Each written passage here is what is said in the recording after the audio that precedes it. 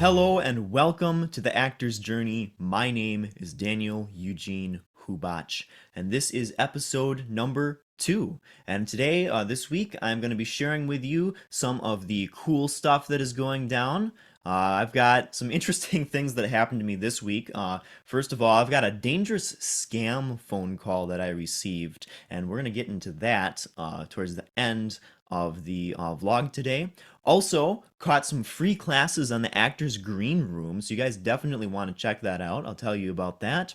And then I had a commercial agent audition for the Tri-State Commercial Agent Showcase that was happening in LA, and I was able to audition for that one through a self-tape, thanks to my Coach Mike Pointer, who provided the link for that one to everybody who's in his level 1 Zoom class right now. So I was able to do that, and hopefully we'll see something come out of that. That would be awesome. Right now in my plan, I was hoping to get a agent by January of 2023, but hey, if I get one sooner, I'm not complaining. So let's, as usual, start everything off with what seems to be the most important part of the acting industry, especially if you are like me and you are out in the sticks, far away from any kind of entertainment culture, and that is networking. So as I mentioned, there were some free classes on the Actors Green Room, which you can find on Facebook. Just go to Facebook groups and search Actors Green Room or the Green Lounge, as it is also called, and that is the admin for that is Jen Rudolph. Rudolph is spelled Rudolph. So you want to make sure you find the right one, make sure that Jen Rudolph is the admin. But anyway, they just recently had this awesome free self-tape review, this live stream that they did, and the video is still up on there. And if you want to take a look at that and just watch it. It's like an hour long.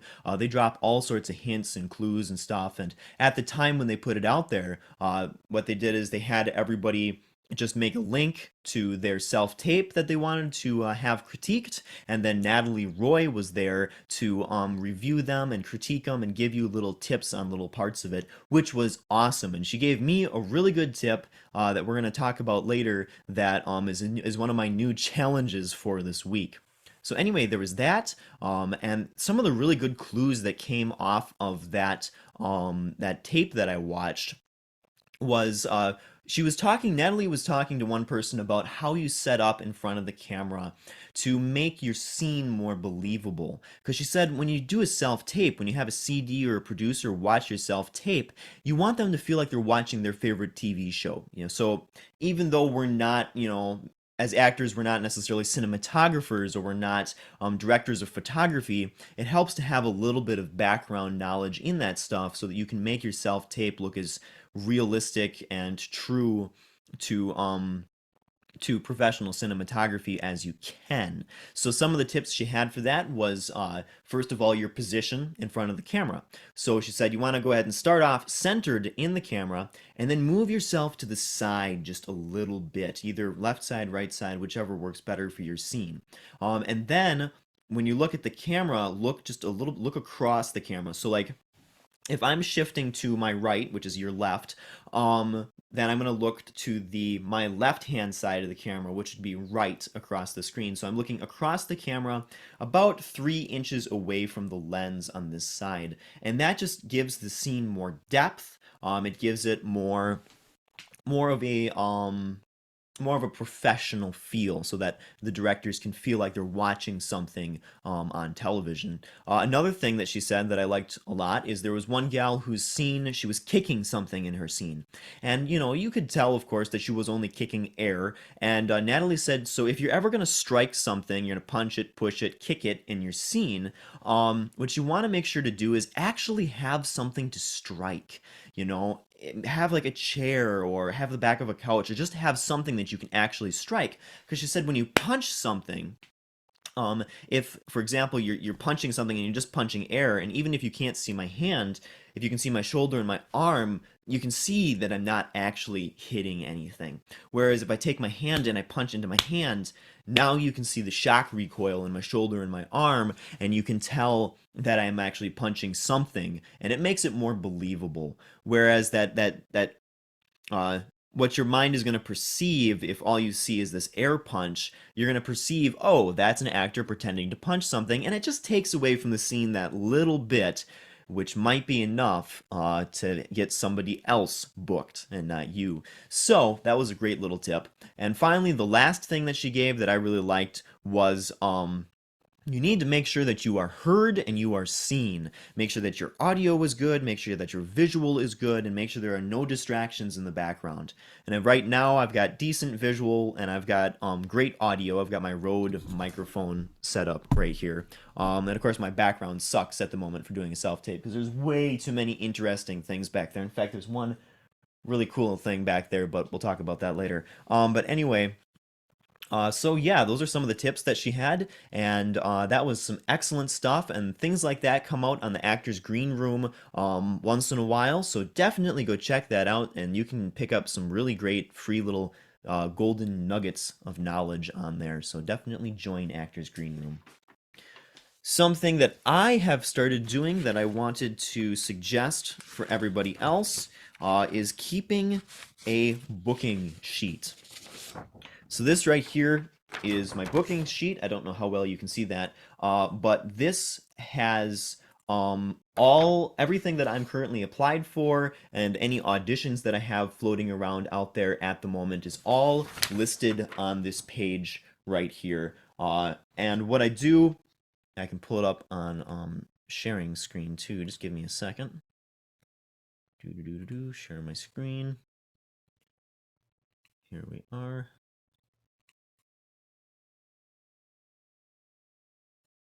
Let me control. Boom. Here is my bookings sheet right here. And you can see that I've got everything listed out. Like these are my active auditions right at the top here, all in green. That's everything that I have applied for, auditioned for, and then my auditions have been sent in. If they're yellow, then that means that I have yet to, that audition is pending and I haven't finished it yet. I don't have any pending auditions. I got them all done. So they're under the green completed color. So I've got those. I've also got things that I pick up on Facebook and then pending applications. So these are mostly things that I've picked up on Backstage. I am going to be doing Actors Access and Casting Networks as well. I just don't have the funds to do that at the moment. But in this sheet, I list firstly, I list the production company right here. So whatever the producers' names are, or the production company name is, what the production title is, because that helps me sort it out. Of course, the director, the role I'm applying for, when I submitted for the role, whether or not I've gotten a response, when I updated, because when I put out new media, I like to update my applications so that it's got all my best stuff in there. If I got a response updated, oh, I already did that. Location, where it's shooting, I like to put on there. The pay estimate I put on there. The status, whether it's applied, pending, or active, what's going on there. In fact, these two both say pending, and they should both say applied. Actually, they should both say active. Those are active auditions that are currently floating around out there. There we go. The source that I got the audition from, these ones were all from Backstage. The pay venue, if that is specific, if that is specified in their listing, sometimes it's specified as paid through Backstage, sometimes it's specified as paid through Rap Book, so I like to put that down on there. Under notes, if I'm having to email somebody directly for it, I like to put their email under the notes, and then sometimes I also put down the expiration date, because then I can look at it and I can go, okay, it's been like a year since I applied for that one, I can throw it out. But one thing I've noticed, at least with auditioning for stuff on Backstage, is that you can audition for something, and then maybe 9 months later, they'll get back to you, and they'll be like, we really liked it, and you'll be like, wow, I didn't even know you were paying attention still. So, keep that in mind, they are paying attention longer than you might think they are. But yeah, this spreadsheet allows me to keep track of what I'm currently applied for. That way, when somebody does get back to me 9 months later, I can go like, did I audition for that? And I can look through this thing and be like, oh yeah, I did. There they are right there.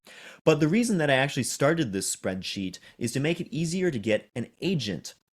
So I had a friend of mine who has been in the business for a while as a commercial actor suggest to me that I start a bookings sheet like this so that when I go to get a commercial agent or any agent, I can show them this sheet and say, here are all the directors and the production companies that I have applied for, that I have auditioned for, that I've landed jobs with, and then they can see that I'm putting in the effort as well, and I've got my own incentive and my own drive, and that'll make them more interested in working with me because they'll see that I'm not just trying to depend on them to do everything for me, but I'm being proactive. So yeah, there's that. I definitely start yourself a bookings sheet. I use Google Documents Sheets for that, which works really good for organizing it and keeping track of everything. And next, we have ATC. So if you're looking for a great community to join, I know I've mentioned them before. The Action Takers community is a spectacular community to join to get together with fellow actors and to show off your stuff and to just share in the acting journey with one another. Definitely go to check out Action Takers community. That's on magicjuju.com. Magicjuju.com. Right here, I will the share with you what their page looks like here. Here it is. This is the magicjujuproductions.com page. Go all the way to the bottom and you'll find the community right here. You just click on that. And then you'll have to do your whole sign in and sign up and everything. And I think it's $25 a month, but it's totally worth it because they got really great stuff. But yeah, every Monday, actually, I should say, every Monday we receive a challenge to the whole group. And then on Friday, we call our Showcase Fridays. So we've got a whole 5 days to prepare, and then Friday we shoot our little video and we put it out there. And this week's video was, this is taking a long time to load because I got bad internet, but this week's video was to take a comic character or a animated character and adapt them yourself. And I went with, let me pull it up here. And I will show you. I went with Kelvin and Hobbes. I like Kelvin and Hobbes a lot. I grew up reading lots of Kelvin and Hobbes comics. And my brother and sister, who are both homeschooled, spent a lot of have learned how to read a lot through Kelvin and Hobbes and Garfield, actually, which I think is kind of amusing. Let's see if we can get this video to play. But what I did is I did a little scene. It's not a very funny scene, but it's very true to my experience growing up. See, both my parents are mail carriers for the United States Postal Service, and so we have a very good understanding of how annoying junk mail is. Here, I'll start it over. Anything good in the mail today? Not really. Here's a "You're not paying for all these mailings" charity request. Huh, you got a "You're not stylish enough" women's catalog featuring swimsuits that minimize your body flaws. Ah, here's the "You're not stylish or ostentatious enough" catalog, coincidentally alongside an invitation to go deeper into debt with a credit card company. And here is our news catalog, identifying the trend of the week that we're missing. Ah, and I got a hobbies magazine filled with equipment I ought to have. You know, why do I get the feeling that society is trying to make us discontent with everything we do? And insecure about who we are. Well, I suppose if people thought about real issues, then the economy would collapse and fall into some sort of anarchy. So pitching this junk would make me some sort of terrorist. Yep. It's our patriotic duty to buy distractions from a simple life.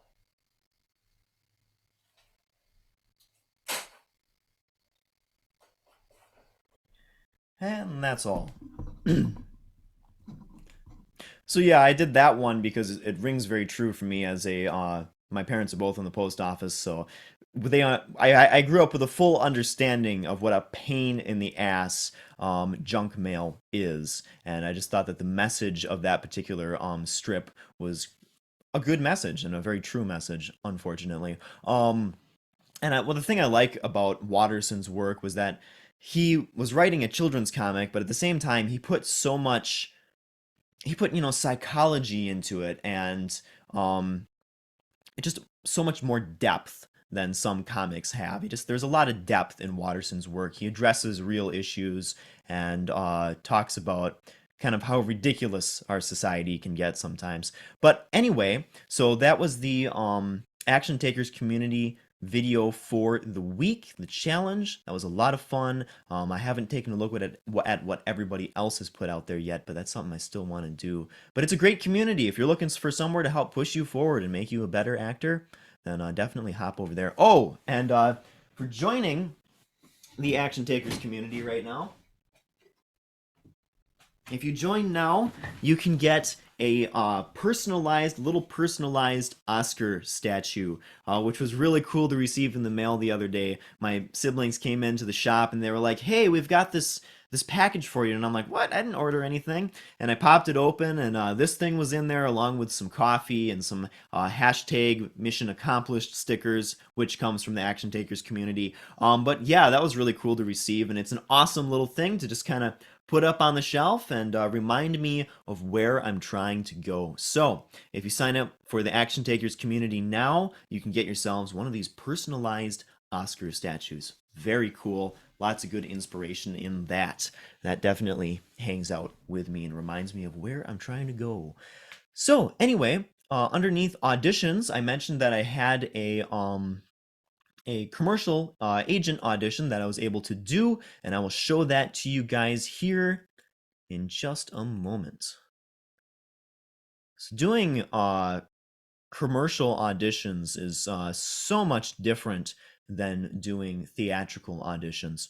And our coach actually made a really good point the other day. He said that doing a commercial, well, he was talking let me break it down this way. He was talking about acting in general, and that many actors are taught to create a character. We're taught that we should create a character. And he said, that's very Hello, my name is misleading. Daniel Hubach, Just a and second. I love. He said that's very misleading because, in truth, even those great actors who put on these incredible performances in theatrical work, um, he said it's not about building a different person, right? It's about showing a different aspect of yourself. And I've heard this before, actually in psychology and during some life coaching that I did, in that we don't, we show a different person to everybody we talk to, right? So when you go by yourself to go get some coffee from the local barista, you show a different person to the barista behind the counter than you do to, say, your lover when you're alone, right? Those are two totally different people in reality. You show a different person to your best friend than you do to your father. You show a different person to your mother than you do to your father. So we have all these different aspects and facets to ourselves, like the cuts on a diamond. And when we go to act, we're really just showing a different side of ourselves. And you saying that's the key. It's not about creating a whole different person. It's about just showing off a different side of yourself. And that really rang true for me. It was like that makes a lot of sense. So instead of trying to create a character that's totally different from you and is not true to you, look for what part of you this character is representing and then work off of that. And I thought that was great. And that will save a lot of pain and suffering in the future, I think. Because when it comes to creating a character, you're creating a lie if you're trying to create something that is completely different from yourself. And people are going to see right through that. But if you're using part of yourself, if you're seeing the character as just an aspect of who you are personally, then there you go. You're going to come across as very true because you're coming across as yourself, just a different version of yourself. And another thing that he said was that, especially in commercials, you're not trying to be someone else at all. You're not trying to build any kind of character really. And there are some exceptions to that, like if you take a look at the Match Made in Hell commercial by Ryan Reynolds' company with Natalie Roy and Ryan Reed. I think that was his name. Was it Ryan? It was Reed. I can't remember his first name at the moment. But anyway, if you look at that, there's a little bit of a character there, but I'm sure that whatever character Natalie is playing, that's just another aspect of herself. So that really rang true for me, and I like that a lot. But anyway, that's one of the big differences between I guess theatrical work and commercial work is that in commercial work you really really are just being yourself, just a different aspect of yourself. And the same thing is true in theatrical work. I'm sorry that was a little bit messed up. But anyway, one of the big differences, and I'll show it to you in a moment here, share the screen, in a commercial audition is the opening. So let's go ahead and watch this through once. Here's my slate card. This is very important. It's got my name, my email, and my phone Hello, number my on it. name is Daniel Hubach, and I love pumping iron. I love going to the gym. I mean, when I walk through those doors and into the gym, and I got my tank top on, and just all of my stress just goes away. All my anxiety, anything I was holding on to, just gone. And all that matters is lifting weights. And I get to plug in my favorite music, and then I get underneath the squat rack. Oh my god, the squat rack is terrifying. I mean, you put like 300, 400 pounds in this bar, and then you put it on your back, and then you got to squat down to the ground, and then get back up out of the squat.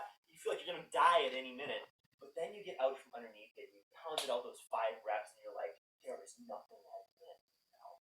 And then of course you pass out and you fall over, but there's just nothing that compares to, for me, pumping iron. That is a little bit about me. What do you do when you get the humps? I go for Snickers. Crunchy roasted peanuts, topped in chewy caramel, smothered with rich chocolate. Now that is what I call a snack and a half. So don't let hunger strike you down. Get in the Snickers. All right, so I want to talk a little bit about what I did here and what separates the commercial audition from the theatrical audition. So in most Hello, my auditions, name is oops, in most auditions, you're going to have the slate card at the beginning right here. I'll go ahead and go full size for this. So this slate card has my name, has my email, and has my phone number on it. And they didn't specify that you needed to have your phone number. They just said email, but I like to put my phone number out there too, because some of the old school casting directors and stuff are still going to like to call a phone number. So I do put that on there. Excuse me. Anyway, this is very important because then the information is just right there. If they're sitting there with their pencil and their pad, they can go Daniel Hubach Fireless4Jar at gmail.com. Done. Now, some things I'm going to change, and then they have my contact information and they know who I am and it's all clear. Because the worst thing in the world is that you have a great audition, a great performance, but they don't know who you are because you forgot to slate and they can never contact you. That sounds miserable to me. But anyway. So one thing I'm going to definitely change about this in the future is I need to get a personal email. This is for my Etsy business email, actually, which is not optimal. I'm going to get a danielhubach@gmail.com put together here soon. But this is what I had at the moment. So as Alexandra Jade from Magic Juju Productions likes to remind everybody in our community, done is better than perfect, and I have to remind myself of that a lot because I'm a perfectionist. So let's start the video here. I make sure to give plenty of time on the slate so that everybody can read Hello, it. my name is Daniel Hubach. So this is one of the big differences between a theatrical audition and a commercial audition. I'm starting here by, this is a great screenshot of me, isn't it? But anyway, I'm starting off with my name. Hello, my name is Daniel Hubach. Making sure to put that out there right away. That's how you start off your commercial audition. And what I'm doing right here is I'm giving a personality interview, and I'm talking about weightlifting. Now, I'm not trying to sell weightlifting. I'm not trying to sell going to the gym. I'm actually talking, being myself, showing them my personality, who I am, and just talking about one of my passions because it's something that makes me smile. It's something that makes me happy and just like, I can really get into it. And that's what they want to see. They want to see you get into something that you really love so they get a feeling of who you are as a person. And that's why it's called the personality interview or personality slate. Now, if I was in a live room or if I was in a Zoom live with the casting director, they might say to me, "Oh, what's your name?" And I'd be like, "Hi, my name is Daniel Hubach." And they would say, "Tell us a little bit about yourself." Now, at that point, they don't want to hear anything about my career whatsoever. They don't want to hear about anything that's on my resume. They've got my resume. They know what I've been in. What they want to know is about me personally, and so that's why I started this off right here with my personality interview, a little bit about me. Make sure it's something that you can smile about too. That's a big deal. Make sure it's something that you are very passionate about and will I make you smile. love pumping iron. I love going to the gym. I mean, when I walk through those doors and into the gym, and I got my tank top on, and just all of my stress just goes away. All my So it's something right here that I can be very honest about. I'm being very honest and very passionate about, and that's the key. And this takes up about a minute. This personality interview takes up about a minute, and a minute is the max that you want it to be. You don't want it to be any longer than a minute. If you're live with a casting director, then they're going to cut you off at the minute mark, and they're going to say, "So tell us your name again?" And that's how they politely cut you off from continuing to just go and go and go. Now they prefer it if you go longer, if you take up the full 60 seconds, and versus if you just go 15 seconds. So they like more. More is better than less in this case. They'll just cut you off. In this particular situation, the only thing on the other side of me here is the camera, so I have to moderate myself and make sure that I keep it to 1 minute and don't take up their time needlessly because they can't stop me. down to the ground and then get back up out And of we're the getting towards sweat. the end of It's it like you're here, gonna and I want die you at guys any to see minute. what happens And at then the you get end. out from underneath it, you pounded out those 5 reps, and you're like, there is nothing I can't do now. And then of course you pass out and you fall And I over. added a little bit But of humor there's because just that's very nothing true that to who I compares am. to, for me, pumping iron. That is a little bit about me.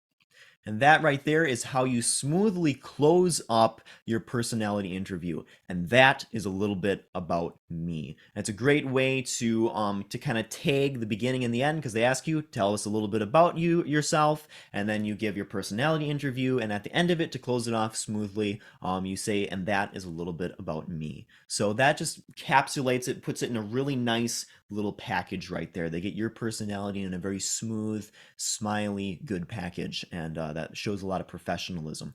Another thing I'd like to point out that I forgot to mention is that I have a royal blue background behind me, and this royal blue is the standard for commercial auditions, whereas slate gray is the standard for dramatic theatrical auditions. And this one isn't particularly perfect. You can see that there are some wrinkles in here. I bought a hand steamer and an iron, and I worked really hard to get this as smooth as I could, but it still needs a little bit of work.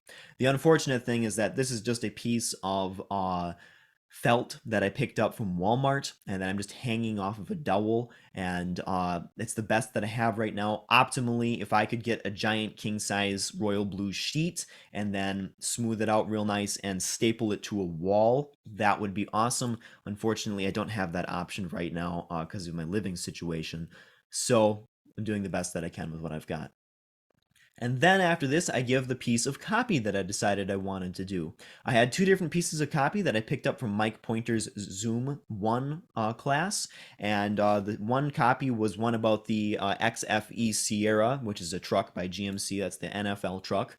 And then the other one was about Snickers bars. And I went with the Snickers bars one because the GMC commercial, there's not really much smiling in it. It's mostly kind of a tough guy, serious one. There's a little bit of conversational smile in it, but there's not a lot of smile. And I wanted to make sure that there was a lot of smile in my audition because, and I put this out in one of my hot tips video that I'm going to be posting soon. Because sometimes when casting directors and agents review your tape, they don't have the sound on. I know that sounds crazy, but it's true. Sometimes they have you on mute and they're just casting you off of how you look, how you smile, and just kind of what kind of personality they pick up off of you based on your body language. So I wanted to make sure that whatever I was doing was very smiley and energetic, and that it would look good if you had the mute on. So I went with a Snickers commercial because it has more energy to it in that way. What do you do when you get the hungries? I go for a Snickers bar. Now we already watched this, so I I'm going to love zoom snack through to something I packs. want to point out. So don't let hunger strike you down. So, I really liked my energy that I had with this one and the way that it did it, but one thing that I would definitely change next time around is you can see I point my finger um kind of, kind of like this. And I didn't realize until afterward that oops, sorry. I didn't realize until afterward that it was kind of scolding in a way to have my finger out like that. Don't get in the Snickers, or I'm sorry, don't get in the Snickers habit. Well, if you're trying to, stay fit, don't get in the Snickers habit. But anyway, don't let hunger strike you down. Get in the Snickers habit. And I didn't like the fact that I was pointing my finger. Um, but I decided not to change it and go back and reshoot it because I'd already reshot it a bunch, and I decided done is better than perfect. We'll just see what happens. But yeah, next time around, I'm going to change that. I'm going to keep my finger out of it, try to stay a little more centered, and not move too much. So yeah, there was that audition, and I just wanted to break that down for you guys because it's it's one of those things that I picked up from class that is just like, whoa, I didn't know that before, and it's really nice to have that information. Um, and it opens a lot of new possibilities, It's I've been surprised by how important the process is to auditioning and getting your foot in the door. It's about yes, it's about your talent and your overall skill. But you can't really like somebody told me this years ago when I was at the Park Square Theater in Minneapolis.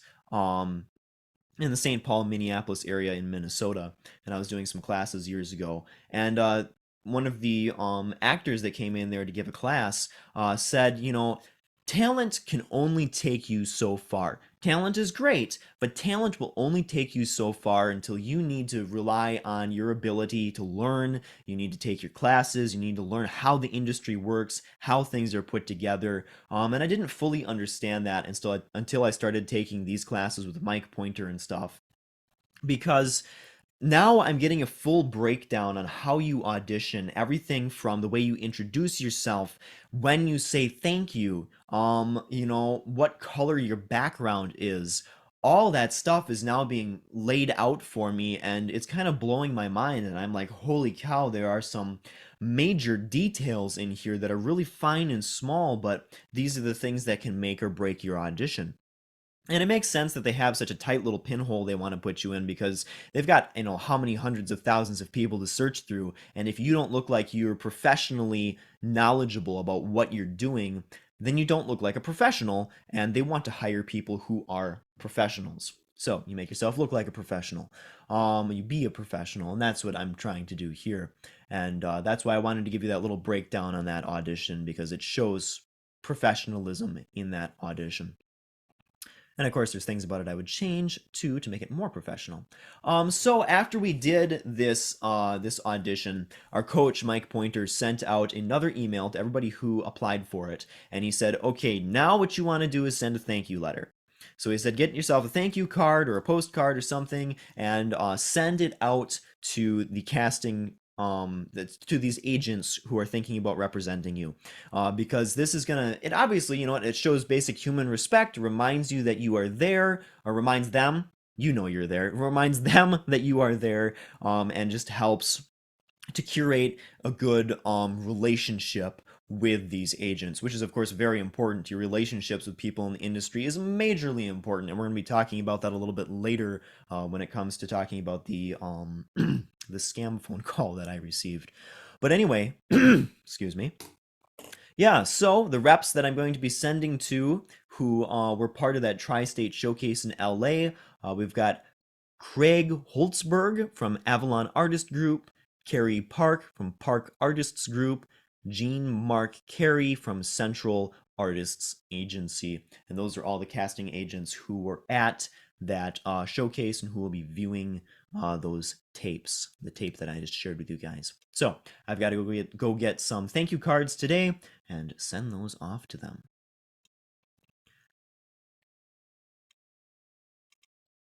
Let's see, we already went through some of this stuff.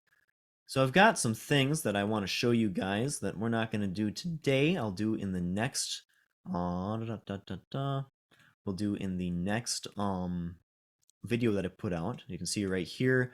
The audition tape that I showed you guys was for the Type 1 personality slate and copy.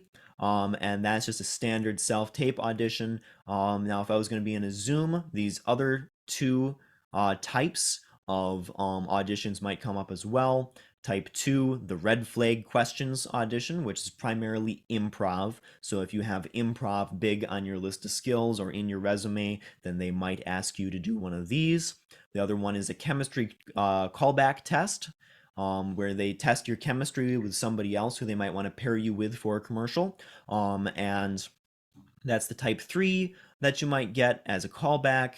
This is also a lot of improv in here as well. So definitely take improv classes. I have a couple improv classes under my belt, but I want to take more. So that's something I'm on the lookout for, but I'm not financially ready to do that at the moment.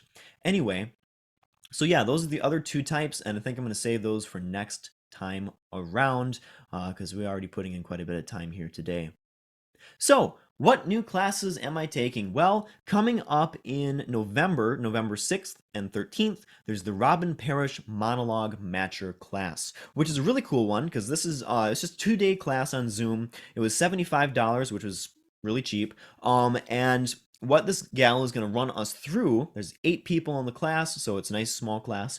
She's going to help us match up a perfect monologue with our type, who we are, what we look like, our characters, which is spectacular because I really want to know what my type is. And I've tried several methods of figuring this out. I sent out a type request to a bunch of my friends asking them to come up with 5 adjectives that they think described me, and I got a few people to respond, but not much. So I'm really looking forward to this class because it's going to help me to get that perfect monologue to me and help tell me what my type is. So I'm really looking forward to that. After that, we've got Natalie Roy's class starts up, and by the way, I want to go back to the Robin Parrish one for a second. I picked up that class from the Actors Green Room. So again, great resource to find excellent material, classes, and free knowledge. Knowledge is always for the taking. Always take it when it's available. But yeah, the Natalie Roy class starts up in November 8th, and I'm really looking forward to that one. It's on her 2% booking method, and she has had a ton of success with it. And if you want to check out her stuff and maybe get onto her classes as well, this is her page, natalieroy.com. And if you scroll down here, where is it at? Resume, gallery, coaching. We'll go to coaching, and her 2% method is in here. Just email her and ask her about getting into the 2% booking method. And there's just some great stuff in there. If you go to AGR and you check out the recent live stream, where she was reviewing people's self tapes, which I talked about at the beginning of this episode here. If you go check that out, you'll get a little preview of what she has to provide, and it will blow you away because it blew me away. So yeah, I'm really looking forward to that.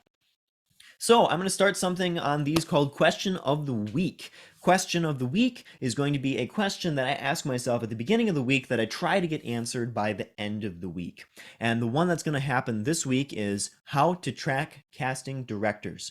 Why do I want to track casting directors? Well, Jen Rudolph put out a post recently on Actors Green Room where she pointed out that casting director workshops are excellent resources to get yourself in the door if you do them at the right time. So she spilled out some knowledge that I was unaware of.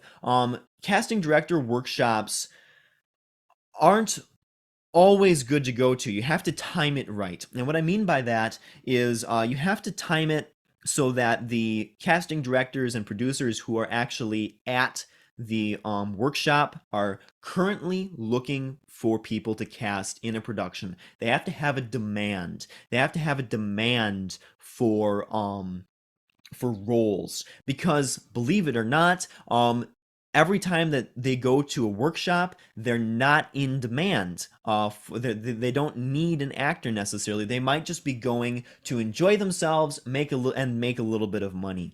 So you need to keep track of what casting directors are there and what they are currently casting, because they might just be there for the fun of it and for the money, in which case it'll be a complete waste of your time to go there. But if you wait and you double check to see who's on the roster, and you see if they're producing anything, find out what they're producing, and then see if you're a match as far as your type goes, if you're a match for what they're producing. So basically, if you're going to go to a casting director workshop, make sure that the CDs that are going to be there are currently booking and in need of talent.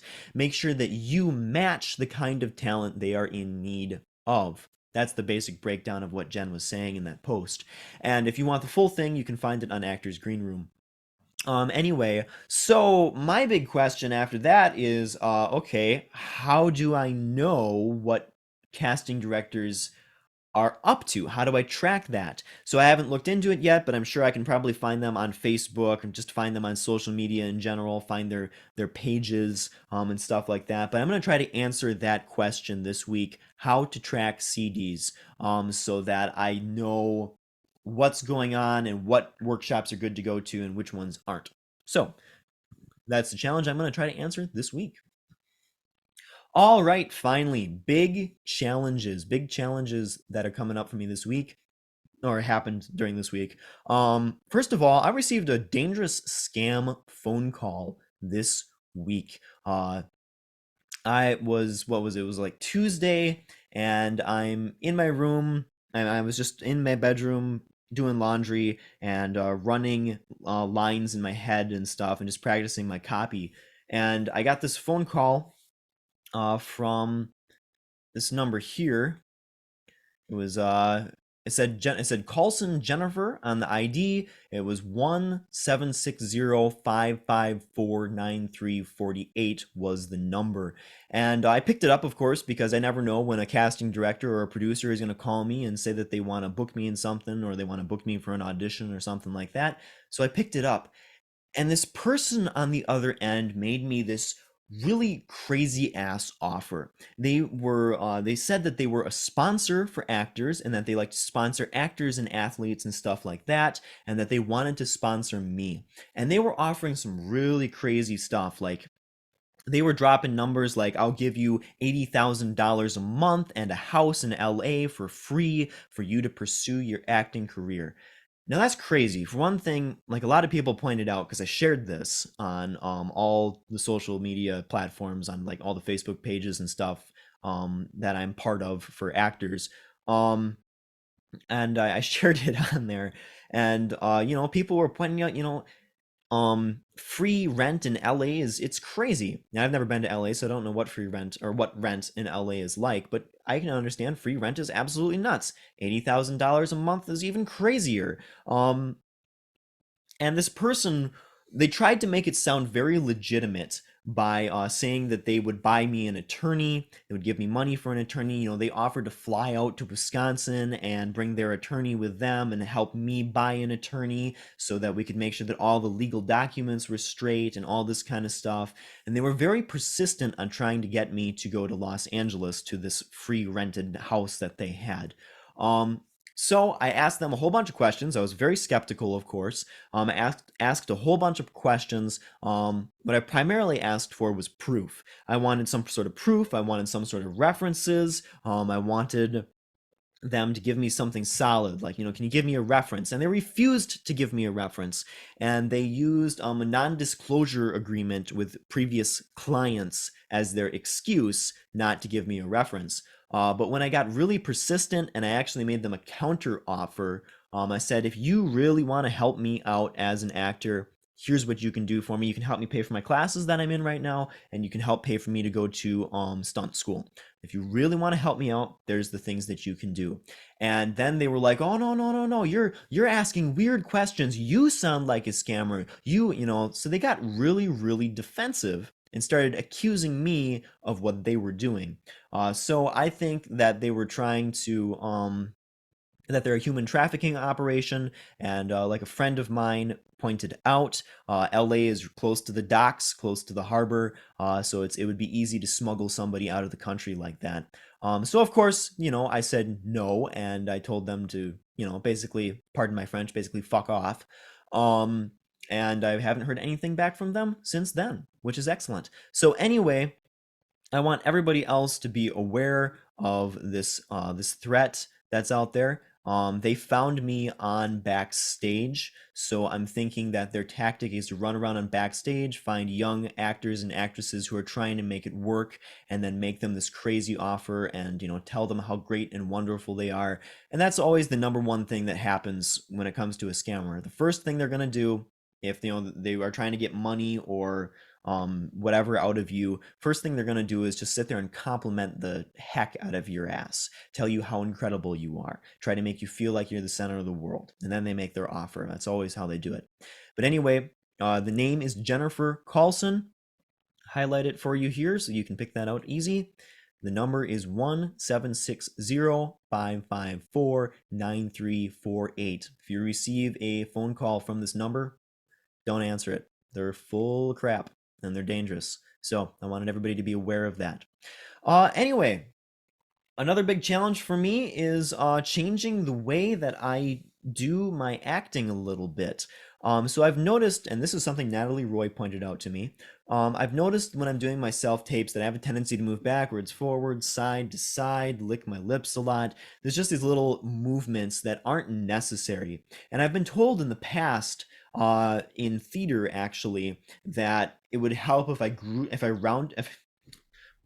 if I grounded myself a little bit better and stayed centered, and then let my face and my voice and stuff bring out the emotions and bring the character to life instead of trying to force it through a lot of body movements.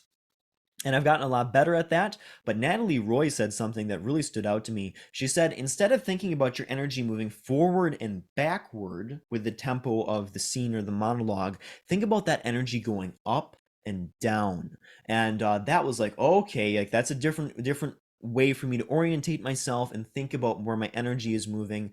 And I've been practicing that and trying to ground myself and think about the energy moving up and down inside myself instead of forward and backward. And that has been made a big difference. I'm surprised by how big a difference not moving makes in my performance compared to, all the movement that I was doing before.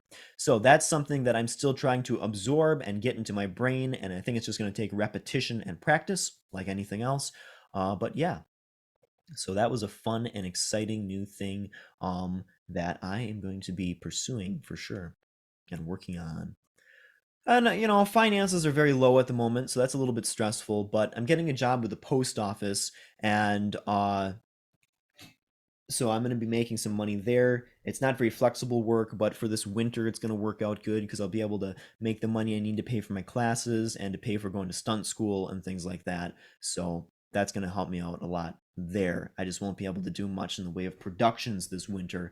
However, if I do get a good offer, either like I get an agent and they start booking me work, then I will throw the post office out the window and go take the acting work because I am here to be an actor, not to be a employee of the post office. So anyway, and finally, I just want to round off this vlog today with a little quote that I wrote myself that I was thinking about the other day, because I am very much a perfectionist and someone who wants to see things move very quickly and develop very quickly. And I expect a lot out of myself sometimes, and sometimes I expect too much, and I just end up hurting myself instead of helping myself. So the quote that I wrote was, "Nothing should start successfully. It should start manageable, or it won't start at all." And I find that to be very true because I have a tendency to start things very ambitiously, very fast, very hard, and expect it to work out right away. But the truth is that it doesn't work that way. It has to start off manageable because if it's not manageable, it won't happen. So it starts manageable or it doesn't start at all. All right, well, thank you for tuning in. If you did, I hope that you maybe picked up some good clues or tips from this video today. And if not, well, that is okay. And I'll be coming out with some more hot tips videos this week, as well as another one of these inventory videos next week at this time. So, thank you so much and take care. Keep pounding the dream.